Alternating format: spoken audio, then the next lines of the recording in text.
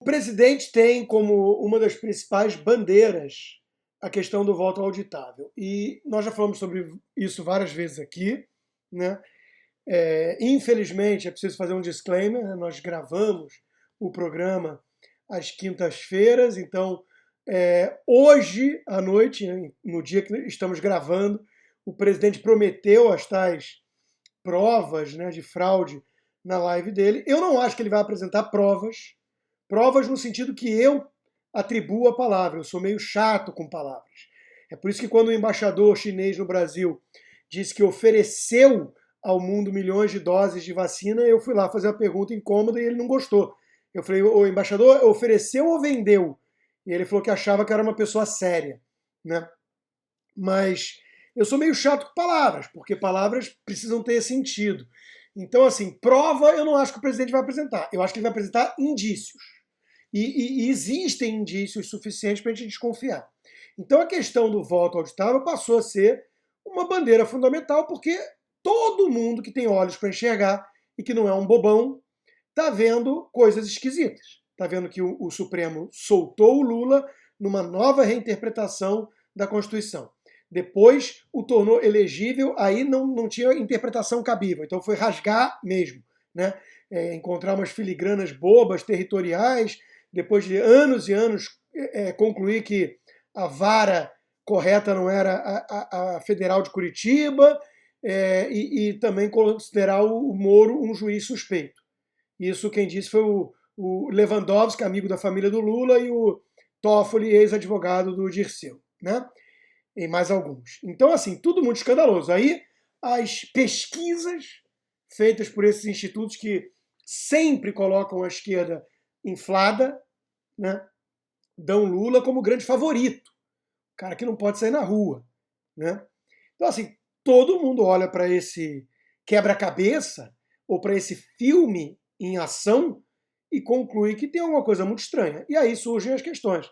A opacidade, a urna é a primeira geração, é obsoleta, países sérios não adotam esse modelo, a reação mesmo deles, né, o Barroso repetindo la garantia sou eu, é o modelo mais seguro do mundo, e ninguém acreditando, né, e você vai lá no vídeo e tem centenas de milhares de dislike para quase nenhum like, né, uma proporção bizarra.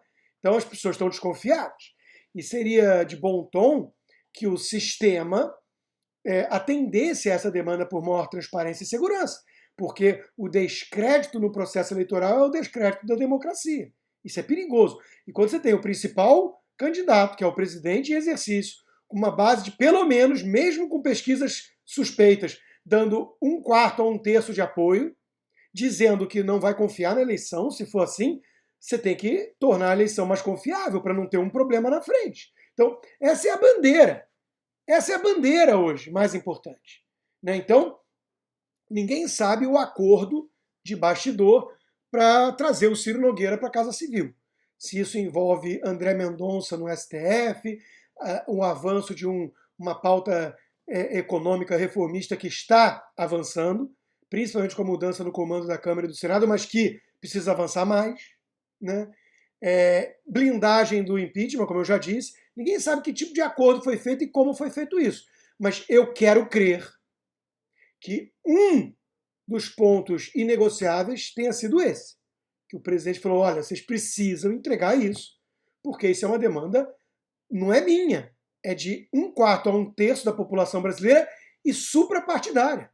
Isso era uma demanda do PDT, do MDB, do PSDB, que tentou fazer auditoria e não conseguiu. Então, assim, se esse acordo não servir para tentar pressionar e avançar nessa direção, a população tem que fazer sua parte. Tem que ir às ruas, domingo tem uma manifestação marcada, vamos ver o tamanho, mas essa é a pauta, porque eu não preciso nem dizer, Paulo, que eu acho que vai ter fraude e que eu não confio nisso e que é perigoso.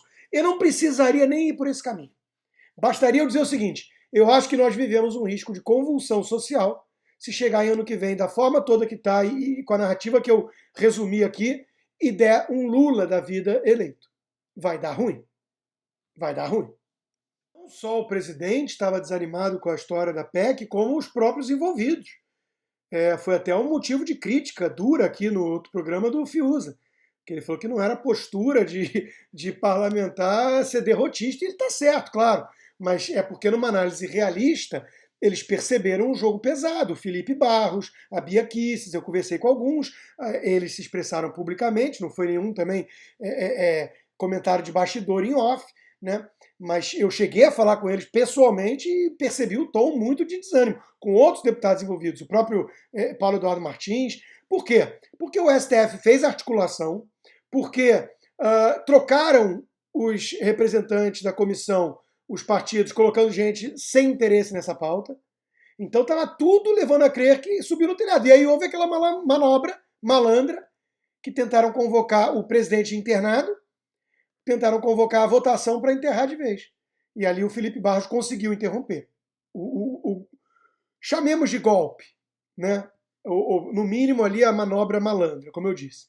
Então, de novo, eu acho que a base bolsonarista está um tanto descrédita nessa possibilidade. Esse acordo com o Ciro Nogueira deve ter realimentado as esperanças e deve ter isso na mesa de negociação. Aí tem a manifestação que vai depender do peso dela para ver a conclusão. Mas tem os recados que os jornais atribuíram ao general e ele nega e tudo mais, mas ficou meio esquisito, porque o próprio Lira, Arthur Lira, presidente da Câmara, meio que não negou enfaticamente, né? Mas tem os recados que vêm sendo dados, né, de que se não mudarem isso aí e der Lula da forma que todo mundo está suspeitando aí, esse negócio não vai ficar assim não. Não vai ficar assim não. Então, assim, tem todo um clima que o presidente, para usar e fechar com a sua analogia, Paulo, que o presidente, se está jogando pôquer, quem sabe jogar pôquer sabe que não dá para jogar só com um figurado na mão. Não vai esperar o par de ás, meu querido, senão você não joga. Então, eu não vou dizer que o presidente tem um 7-2, que é o pior jogo possível, do Texas Hold'em, né? Eu não vou dizer que ele tem um 7-2, mas com o decorrer do tempo e esses enfraquecimentos da bandeira da PEC, né, ele estava com um jogo ruinzinho. Talvez ele tivesse ali, né, um 9 e um 10, ou então um parzinho baixo, né, e ele foi para all-in.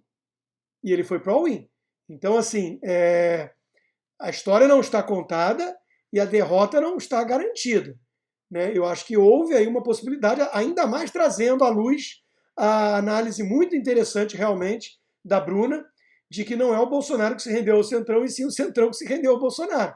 Talvez um dos preços tenha sido esse. Né?